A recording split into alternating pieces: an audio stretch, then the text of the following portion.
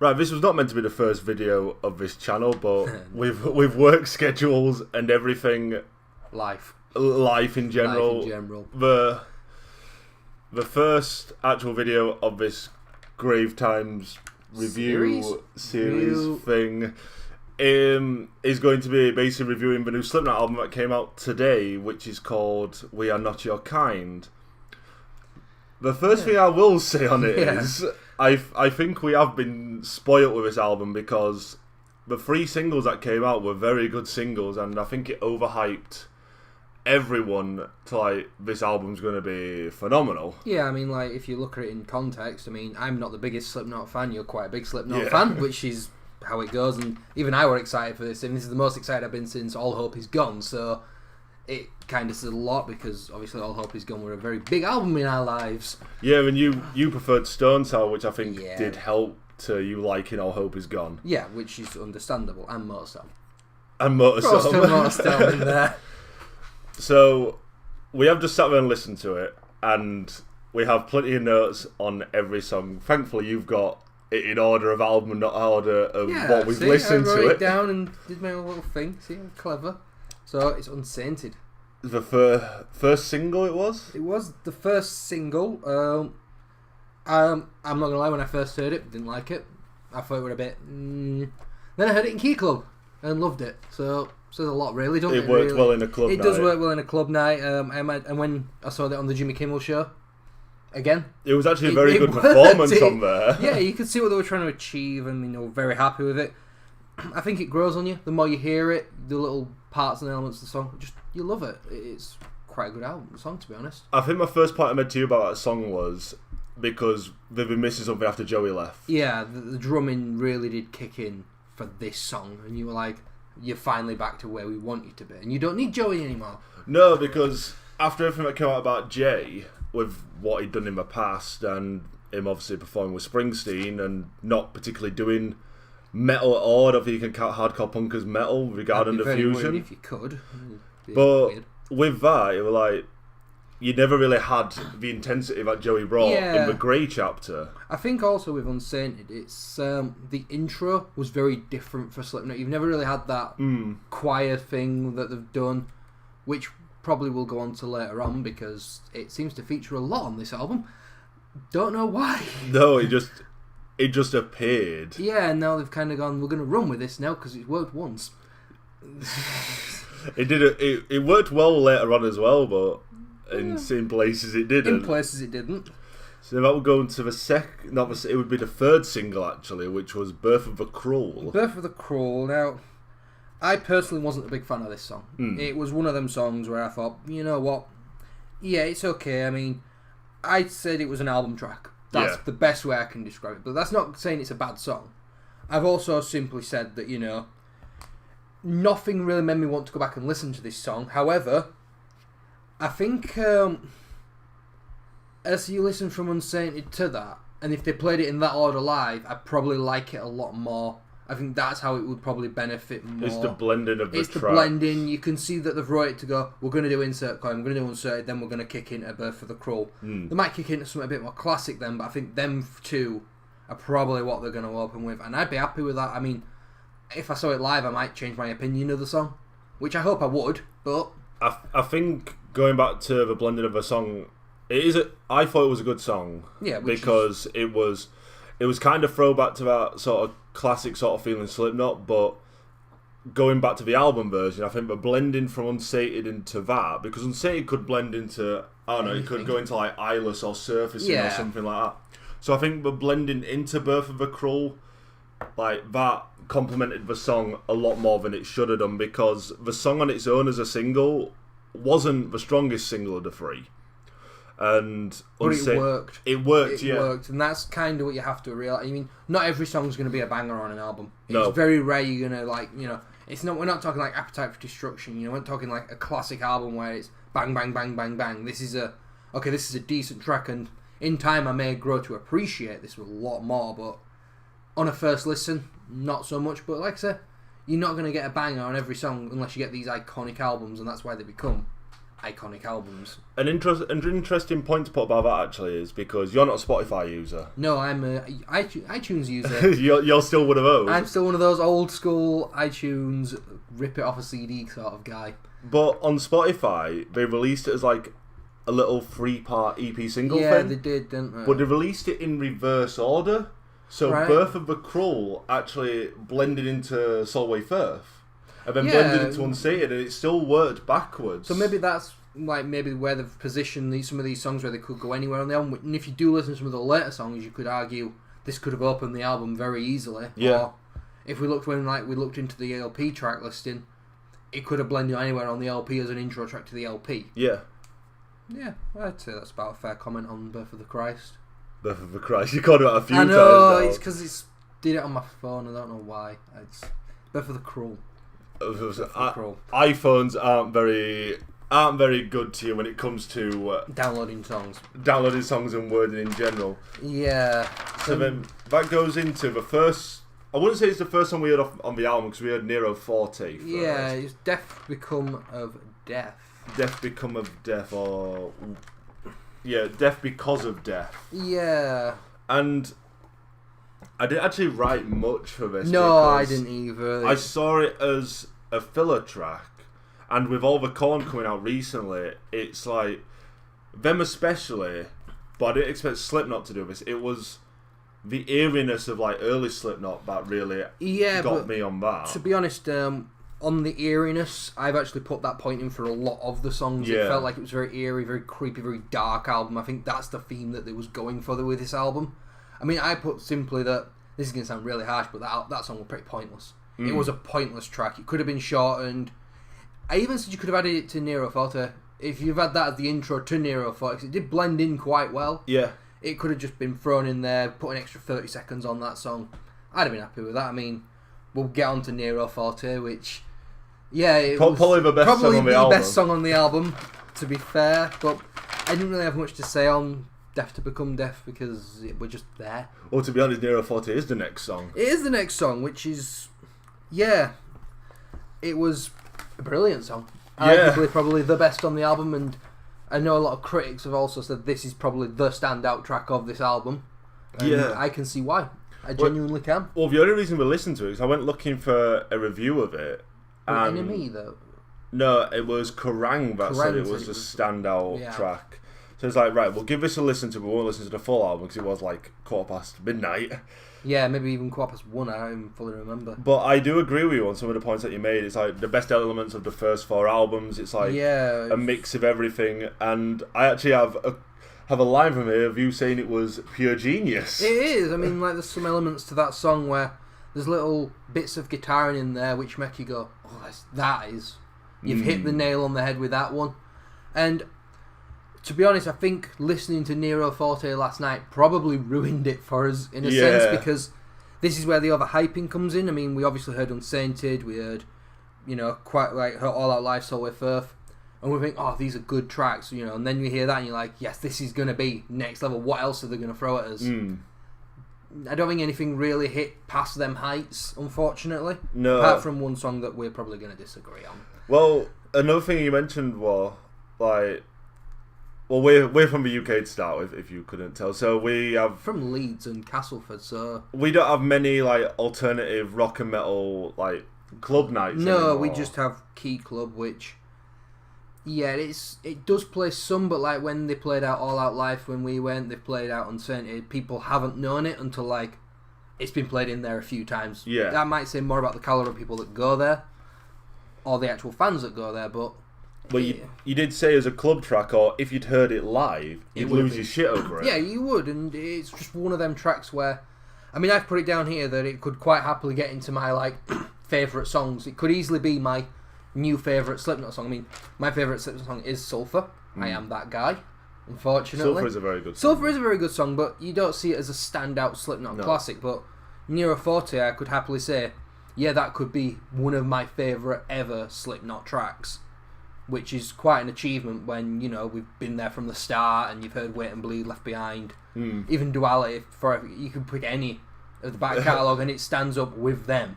which is a very elite group to be in. Duality being in the same group as everyone says the best of you about Foo Fighters, but... Well, yeah, they do, but we went then to Critical Darling. You quite liked this, didn't you? Let me have a look. You found some pieces in this that you liked and didn't like. Yeah, I mean, I didn't actually... I said, first of all, I wouldn't rate the song, but I did say I may rate after a few listens. It's an enjoyable album track. Everybody has them, you know. I said it works well with the album, what they're trying to achieve, obviously the eeriness, the darkness. I can actually see what they're trying to create with it. I mean, there's some very enjoyable drumming in it, some very good riffs in it, which I did really appreciate. Like a throwback sound with a newer feeling. Yeah, I mean, the best part of that song was when your laptop crashed. About 2 minutes towards the end, we got some funky DJ mashup thing, and it sounded like the perfect end. Yeah, because there was... It's like, I put it was probably one of the weakest songs on the album, and it did go too long. There were many places where that song could have ended. Yeah, I mean, I agree, it's probably could have ended also. I don't think it was the weakest song on the album. I mean, if you look at it in two halves, like we've discussed about 10 minutes ago, I think it was the weakest of the first half.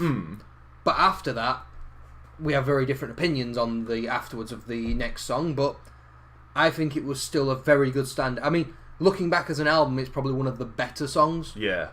Rather compared to some of the stuff we get later on, which I'm very dreading.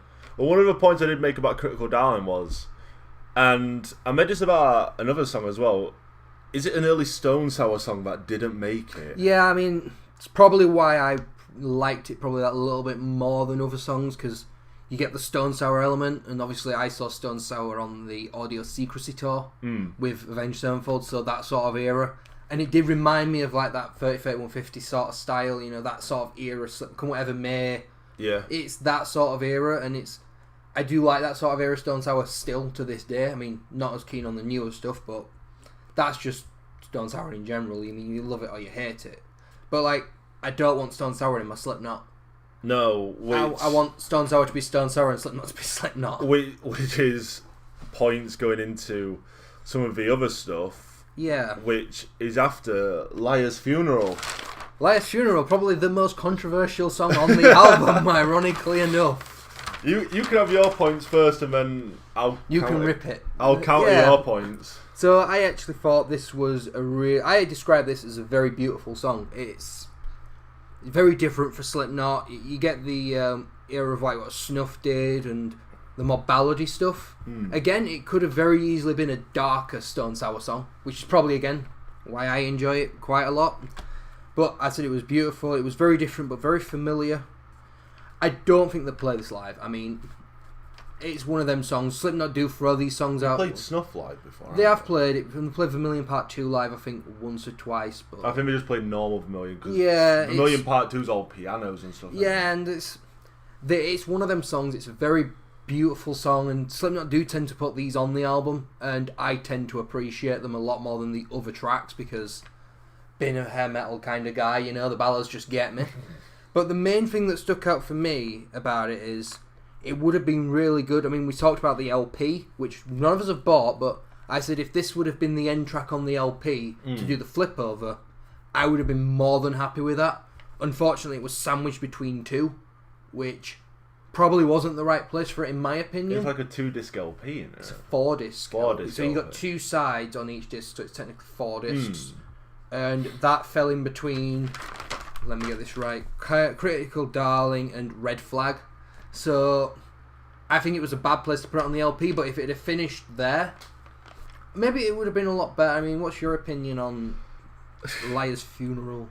I do feel like it is a sequel to Snuff. Yeah, I can see that. I feel like it's a sequel to Snuff. With where it's placed as well, because you didn't actually mention the LP bit until we'd actually listened to the album. Yeah. And the first thing I got out of it was for where it was positioned, and it does make it more apparent with where it is on the LP, it is out of place. Yeah, I mean, like, if you go back to the LP very quickly, the first side to the LP is the first 5 tracks. Yeah. So them 5 together, you'd be like, yes, give me that album.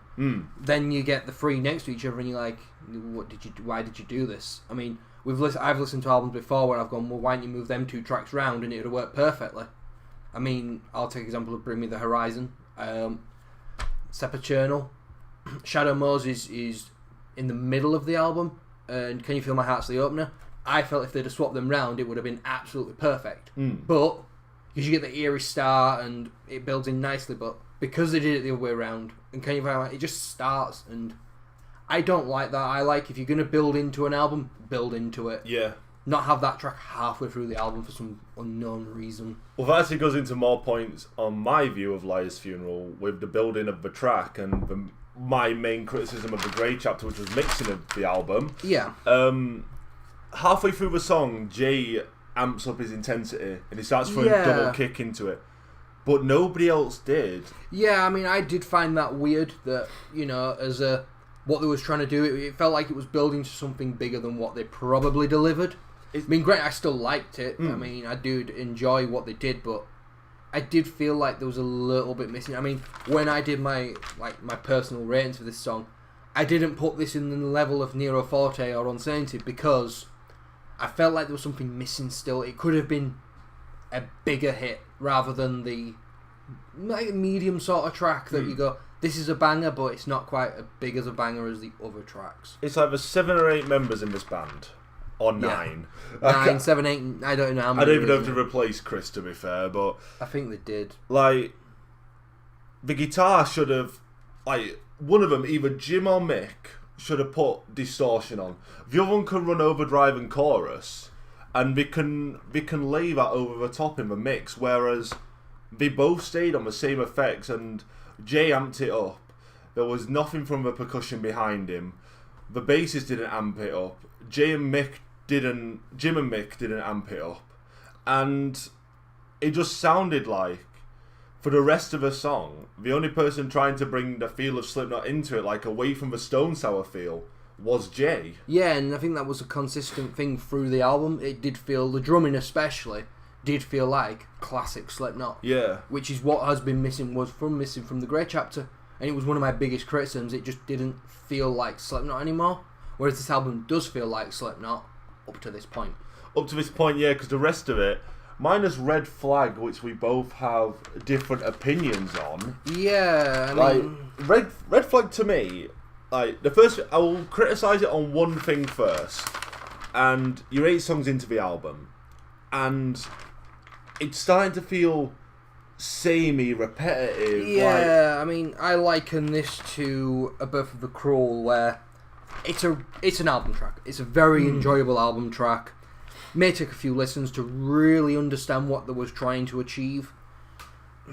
It's going back to the old theme of encouraging darkness, but again, some very enjoyable drumming, and I don't know if I'd go out of my way to listen to it, but if I listen to the album again, I might go, actually, do you know what? This is a pretty decent track. For me, it has got some standout riffs in it. It's one of the songs that does have some standout riffs, like Nero has, and it captures the passion that we had through like Iowa and Volume 3 with a newer technical playing style. Like, it does sound like Jim and Mick have become better guitarists over the years. Yeah.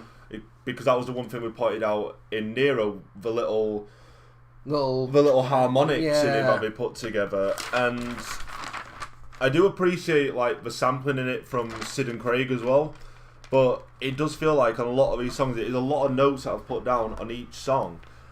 They're trying to utilise every member of this band. Like, they've been rejected for the last 2 albums, they haven't been used heavily, so we tried to put them on like every song of this album. And Red Flag, even though it is in my top 3 songs of this album, it still sounds like they're overusing the members. Yeah, I mean, something I actually did, I put quite an interesting note, which I now regret putting, unfortunately. I put, actually, this was a very underwhelming song compared to the rest of the album. But you've got to think of what we listened to them first 7 songs. Yeah. I felt it was a bit underwhelming compared to some of the other ones. I mean, we had a lot of big hits in there. I mean, like you said, we had Unsainted, we had Nero Forte. They are 2 big songs to follow. Yeah. And all of a sudden you get this song and you're like, you're good, but you're not quite what they were. Looking back, listening to the whole album, this song was probably better than I thought at the time. Yeah. Which is a great thing about hindsight. You can go back and listen to it and go, that actually weren't as probably... I shouldn't have been as critical as I was, but I had to take it on face value. If we listen to the album in order, this is what they want me to hear.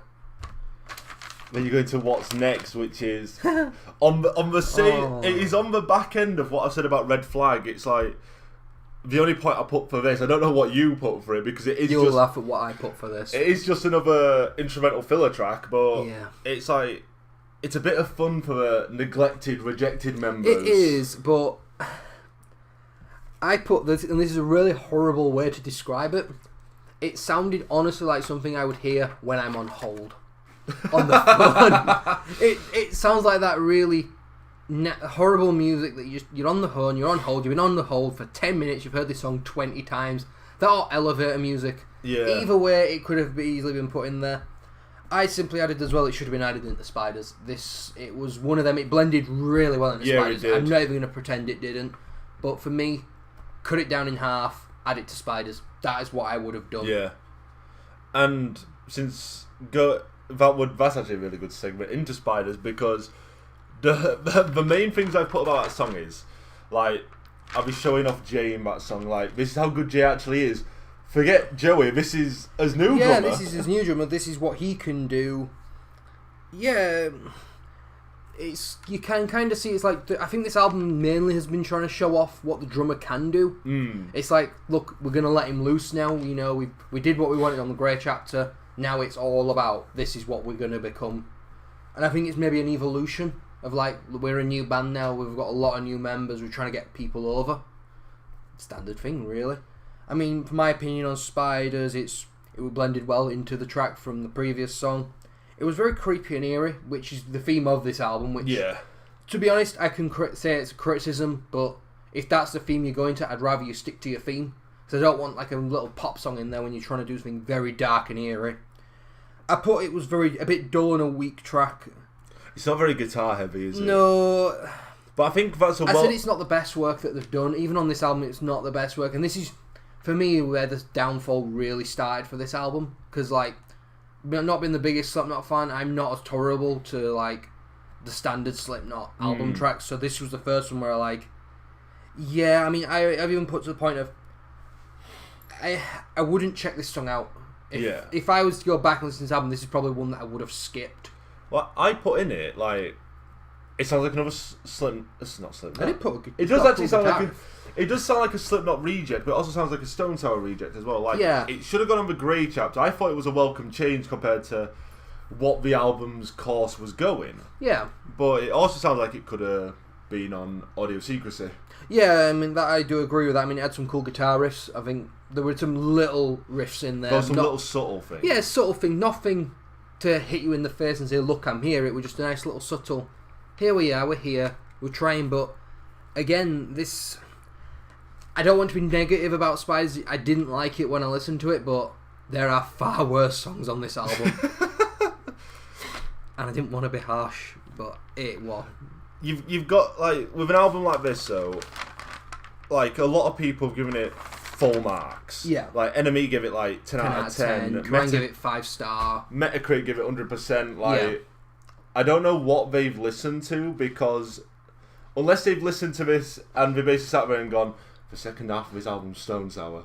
Then you can probably understand it, but even from me, from a more Stone Sour fan sort of point of view, I didn't like the second half of the album, so maybe the critics were just listening to something that I didn't hear. Maybe that's it. I mean, that brings us on to Orphan. What, the 1 minute and 6 seconds of nothing? Yeah, I did kind of put that. The intro was long, unneeded, over a minute of just pointless. There were a lot of this on this album, of just pointless stuff that they really could have cut. It was too long to get going, and when it did get going, I didn't even care. Yeah. That was my biggest thing. And when it got going, I was like, okay, here comes the chorus. The chorus can save this song. And it was underwhelming. And I just went, ugh. I think this song did drop because of the intro. Yeah. Like, we kind of just sat there like, hello, but I actually made some really good points on this song, which I think you could actually see and agree with. The first thing I'm going to mention is the lyrics. Like, I wrote out the line here from the chorus, which it makes no sense to me whatsoever. I am the orphan, the one who kills your world. Now that is the complete opposite to an Orphan. Yeah, I mean, the point I made about this is, obviously, you know, I'm a big fan of Dragon Force and the long singles and stuff, and I haven't recently listened to the new single, which is 6.5 minutes, but it feels like 3 minutes. This song is over 6 minutes long, and it felt like 10. Yeah. That is my biggest issue. Another point I put here, I wouldn't care if I never heard this again, which is a bit harsh, but you can understand it. But there's a chant in the middle of this. You probably heard it. It's about 4.5, 5 minutes in. Yeah. They started doing a chant, and I just put down here, it's like a poor version of All Out Life. It's like they saw what they did with All Out Life with the whole "We Are Not Your Kind" chant, and they've gone, let's try and recreate that, but it's a poor man's version. I didn't understand why they tried to do that. If you're going to do that, stick All Out Life in the middle of the album. Yeah, it could have easily replaced any of the last songs. But this song is another example of, like, they're trying too hard to use every members of the album. Yeah, every member seems to want to get involved. Yeah. It wasn't great in my opinion, weren't this song? Which moves us on to My Pain. Well, before we move on to it, because I've got the same point for both Orphan and My Pain, and this is Corey Taylor himself. Yeah. Like, the thing I put about Orphan was Corey Taylor's very two-faced Jekyll and Hyde in that song. It's like, he'll, like, in parts of the song, I think it was in the verse, he'd be Slipknot. Yeah. Then in the chorus, he'd be Stone Sour. Yeah, it's like it's a conflict in his mind of, I'm trying to be Slipknot for the fans, but I also want to be Stone Sour at the same time. And that's what I've got for My Pain as well. It's like, it just sounds like Corey doesn't want to do Slipknot anymore. He doesn't want to scream anymore. It sounds like he prefers to do Stone Sour. Yeah, I mean, the first half of this album was very Slipknot. You could tell he wanted to do Slipknot, and that's a good thing. I mean, my personal opinion on this song, and this is probably going to sound quite harsh, it was a pointless intro. We probably said this quite a few times with the interlude. And I thought it's too long, it was dull. It actually felt like a chore to listen to it. Yeah. I would not I'm not sure it was trying to achieve. I'd skip it every time. It never really got going. I always actually felt hated like it. something was going to go bang or something was going to And happen, it never but nothing happened. Yeah, and it's like it never did, and I actually hated it. I've got it listed as the worst song on the album. Yeah, actually, it's my most hated song on the album. I did put that as my most hated. I mean, there's a few others that I didn't like, but that particular one stood out as I hated this. Also, placing on the album didn't probably help this song. Like the other couple of songs around here, there's a lot of long songs towards the end of this album. If they'd have maybe mixed it up and done a short and a long, short, long, it may have worked better. But for me, it's back to the thing of, I'm listening to a long song, I don't want it to feel like a long song. I want it to feel like it's 3 minutes of my life rather than 10 minutes of my life when it's a 6-minute song. And for me, like, with the 12 minutes we've had of Orphan and My Pain, like 12, 13 minutes, it probably ruined Not Long for This World. Yeah, which, again, I was very critical of. It was a long intro, and I'll be honest, I just got bored of this. And that's what I'm saying. I think with Orphan and My Pain, very similar tracks in a sense. Yeah, but I think that's what ruined Not Long for This World, because if you listen to that on its own, like if that came out as a single, if it was in a different place, you'd have been like, oh my god, this is a good track. But it is a good track. But it's just after 2 songs where you're like, I really am not feeling this, and the few and Spider as well, I weren't feeling that, so that's 3 songs in a row I'm really not feeling. This comes on and I'm like, I just want this album to end. Yeah. Put it out of its misery, for God's sake. Yeah, because it's like, I did like it. It's another Stone Sour song on a Slipknot album. It should have probably come on Come Whatever May. It seemed to drag on, but it didn't, and it didn't sit well after where Orphan and My Pain was. And going back to what we tried to do with every other song, there's oversampling in it. Yeah, I mean, the one thing I put here is there's nothing memorable about the song, but the only thing actually I remembered about that song was that really weird DJ mashup that they did in it. Yeah. And it was pointless. It was just there, and it's like, well, this should have probably been how you ended the song and do the fade out into the last song. But I don't know, I just didn't understand what they were. It's like I say, it was like we've got all these people and we need all these people to get their opinion in, and it kind of just didn't work for me. And this is where it's going to go very contradictory because of the ways that we listen to these songs. And I don't think we'd have listened to Solway Firth and liked it as much as we do. No, if we'd have listened to it after these longer songs. I mean, you could tell just by looking at me when I was listening to the album, you could tell I was getting bored. I'm sorry, but halfway through Not Long for This World, you got up and went to smoke. Yeah, because I got bored of it. It's not easy to... When you get like 18 minutes of just stuff you don't like, it can detract you and you don't want to listen to it. And then when someone like a Solway Firth comes on, I was like, I can't even be bothered listening to a song I like. You can't be bothered listening to a song that it's a heavy and very good song, very classic song.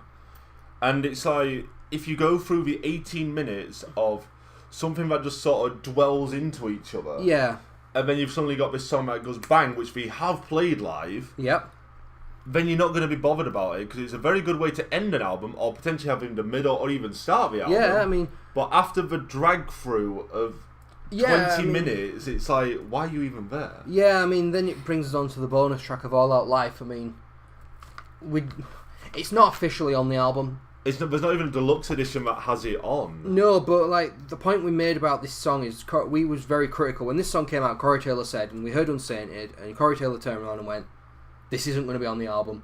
And I straight away went, how can you not have this song on this album? It's a great song. Now, when it first came out, I liked it. When NXT used it, I think it upped its game because of how they've... Let's be honest, WWE, their video packages are incredible, and they do know how to sell songs.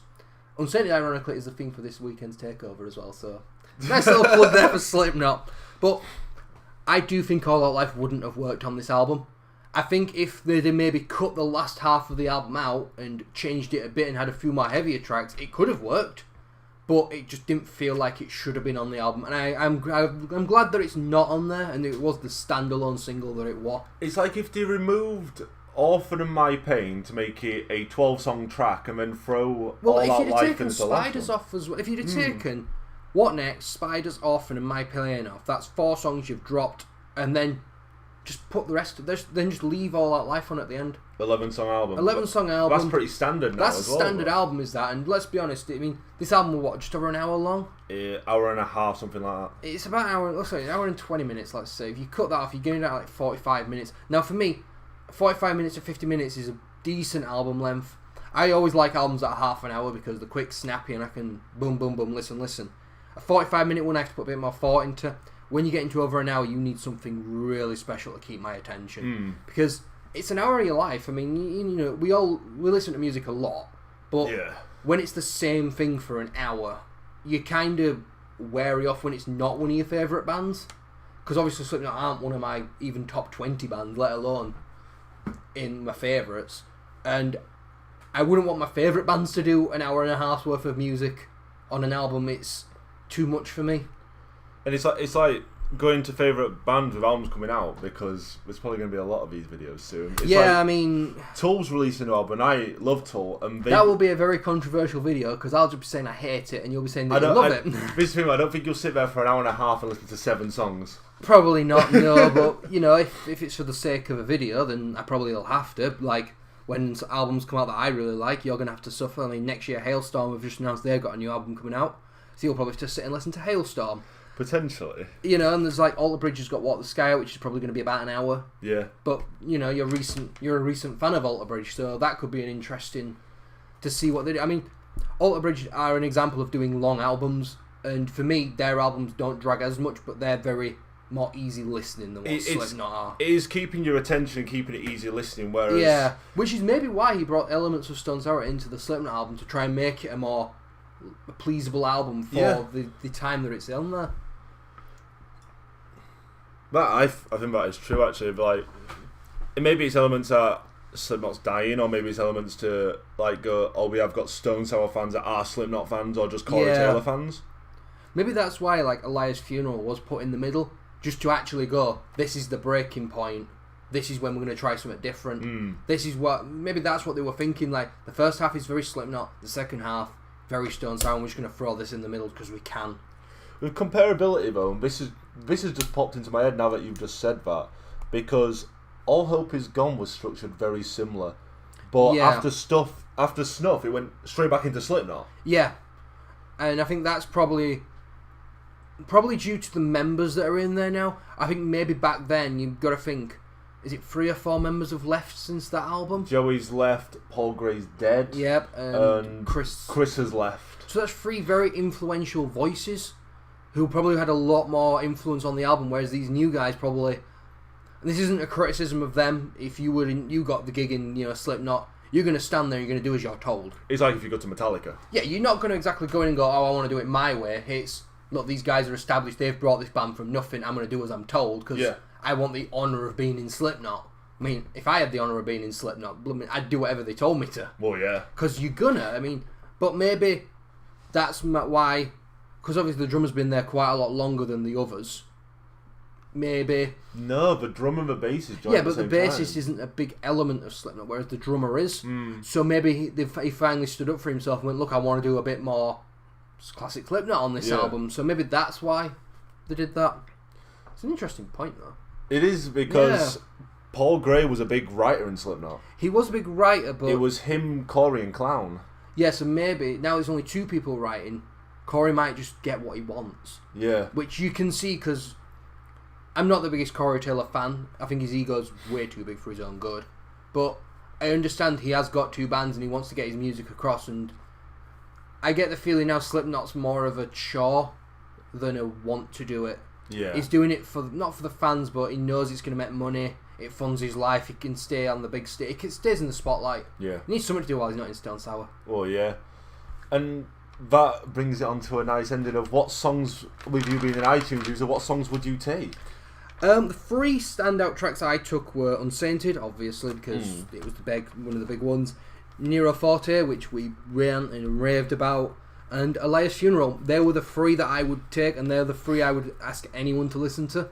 Mainly because they are 3 completely different songs. Yeah. And for any fan of Slipknot, or even a casual fan, you're going to like one of these 3. I mean, you had probably different ones to me. I've got to take from it, I'd take Spiders, because it is that nice blend with Stone Sour. I'd take Red Flag. I think that's mainly because of guitar in it. And it'd be Nero Forte, so that's the one we can agree on. Yeah, we can agree on Nero Forte. I mean, it sounds bad, but Spiders is one I would put in my avoid. But that might be because of where it was on the album, and the biggest one for me to avoid is My Pain. That was my biggest avoid. And to be honest, I did write a note saying, just avoid the last half of the album. Because if you're a casual fan like me, the last half of the album is going to drag. Yeah. The first half of the album, you're going to dig it. It's good stuff, but that last half was a chore. So ones I would avoid, My Pain is in there as well. Yep. I'd actually avoid Death Because of Death. Yeah, I can understand that. And Orphan. Yeah, we'll avoid Orphan. I mean, yeah, there's quite a few in there that you could genuinely just go, we'll cut this. I mean, I said this to you earlier, because obviously I'm an iTunes user. I can edit the length of songs. Yeah. So I can edit some of the intros out and then re-listen to them. I mean, there is a band that we won't talk about where I got their album, and the album was pretty meh. It was a bad album, but then when you took all the elements of the intros and outros out, it was a really good album, because there was just so much crap in it that you didn't need. And when you took them out, boom, it was a great album, and it just flowed really well. It's like, you're just putting stuff in to make your album a bit longer. Why are you doing this? Yeah. So, I'd say we do... I know that you've got your out of 10 rating there, but I'd say because it's a very big way to do it now, and half of the actual industry does it now, I'd say 2 scores on it. You got an out of 10 and also a percentage score. Yeah. So for me, it would be a 7 out of 10 album, actually. I can see why you'd give it a 7 out of 10. I mean, as far as the Slipknot album goes, it's not the greatest Slipknot album they've done. No, it's definitely not. It's not probably going to be any... I look at it in the sense of it's not going to be the standout Slipknot album that I hoped it was going to be. No, I don't think it was the standout Slipknot album that any fan would hope it would be. No, I mean, there's going to be people out there who's going to say this is the greatest album ever written. That's their opinion. If that's what they want to believe, fair play to them. In a personal opinion, I'd say it's a max 5 out of 10. This was a very average album. The first half was brilliant, the second half not so much, which is why I probably gave it a 5. Percentages wise, 50 to 60% max. There is some very good tracks on there, and it's definitely worth a listen to anybody. But regardless of what my thoughts are on the end of the album, there might be elements in that people like, not for me, but it's a good album. You know, I can see what they're trying to do. And this brings me to a point that we made earlier and talked about earlier, is the hype around this album. It was such a hyped album. We all heard All Out Life and we got excited. We heard Unsainted, we all got excited. But mine and yours excitement for this album actually came prior to that. Because when we heard that Code Orange had dropped that new EP, and we said, Corey Taylor has done a song with Code Orange. Now, Code Orange, if you haven't heard Code Orange, they are a weird band. They're incredible, but they're very weird, they're very hardcore. Are they hardcore metal now? They're put under like... I did find it the other day. Yeah, it's like hardcore industrial. Yeah. They're very weird, and Corey Taylor was doing a song with them called Three Knives, and we were worried. After hearing the Grey Chapter and what Stu and Sarah have been doing, we're like, we don't want Corey Taylor to sing on this, we want him to scream on it. Yeah. And to be honest, I can see elements of Code Orange and what they've done. Because they got Album of the Year that year, don't forget. Yeah, we did. So, you know, I think he's taken elements of what they've done, and maybe they've thrown it into that. Maybe they might support Slipknot next year. We're definitely going if they do that. If they do that, yeah, definitely. I mean, like, I'm a big fan of what Code Orange are doing. I'm very intrigued, and I think it'd be a really good opener for Slipknot. They are that sort of band where you could throw them in. I mean, they were meant to be on main stage of Bloodstock, and they were quite high up on that Bloodstock card until they pulled out. Like halfway through the day. They were like third from top or something. It were very. I mean, unfortunately they've pulled out because they want to focus on writing the new album. Thank you. You know, we do want this album, but I think you can tell with this album they've taken a lot of influence from what Code Orange have done and gone, because Code Orange are very raw, very gritty, and you can sort of see elements of that in this Slipknot album. And you can see that's maybe where Corey Taylor's been influenced, going, this is what people want, but it's just one album of the year, so people must want this sort of style now. So maybe that's where they've gone for the more hardcore, put everything, mash up.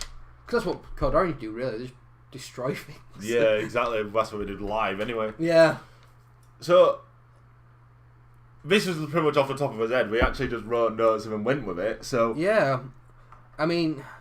There's quite a few good albums coming out in the next months or so, and we've already said the new Korn album's coming out, which... I'm scared for it. We're scared for the new Korn album because it's going to be very dark and it's all about Jonathan Davis, and... Maybe there'll be a video on Cold itself before the album actually comes out. I mean, maybe you'll follow me, you'll find me as well. Maybe do both in one.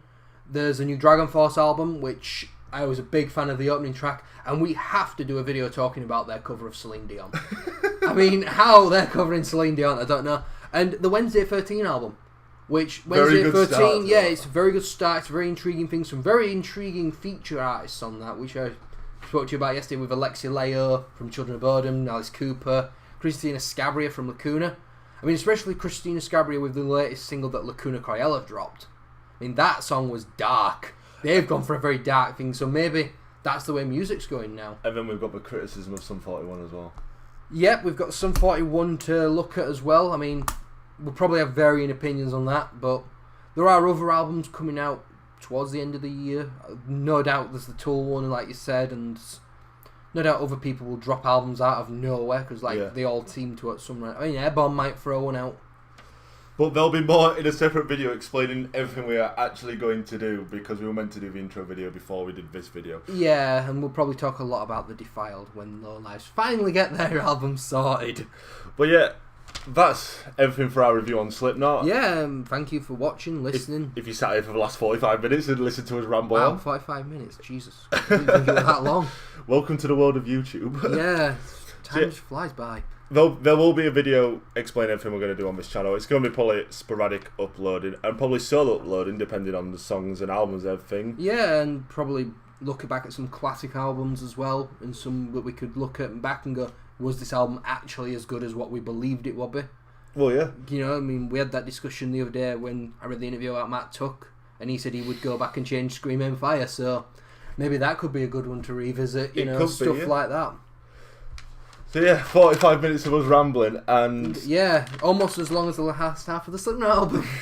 So I hope you enjoyed the video, guys. Leave a like if you did, subscribe, share it with your friends, give us your opinions in the comments below. Did you like it? Did you hate it? What do you think of it? And hope to see you all on the next one.